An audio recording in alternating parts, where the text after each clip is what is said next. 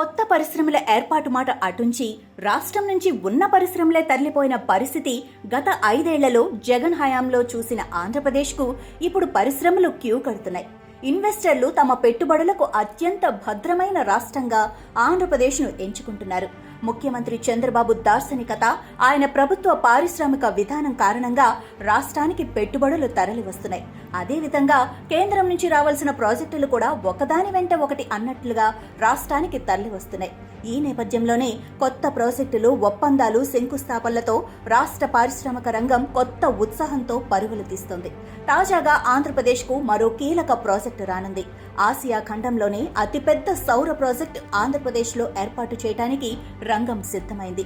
10,000 కోట్ల రూపాయల పెట్టుబడితో రాష్ట్రంలో ఆసియాలోనే అతిపెద్ద సౌర విద్యుత్ ప్లాంట్ ఏర్పాటుకు రిలయన్స్ ఎన్యూ సన్టెక్ ముందుకొచ్చింది.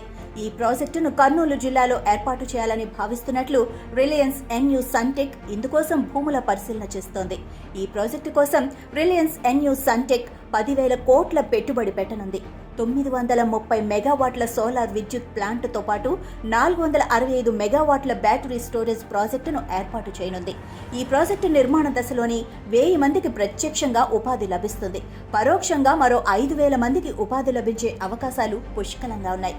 సెకీతో కలిసి రిలయన్స్ ఎన్యూ సన్టెక్ చేపట్టే ఈ ప్రాజెక్టు ద్వారా 25 ఏళ్ల కాలానికి విద్యుత్ కొనుగోలు చేసేలా సెకీ ఒప్పందం చేసుకోనుంది.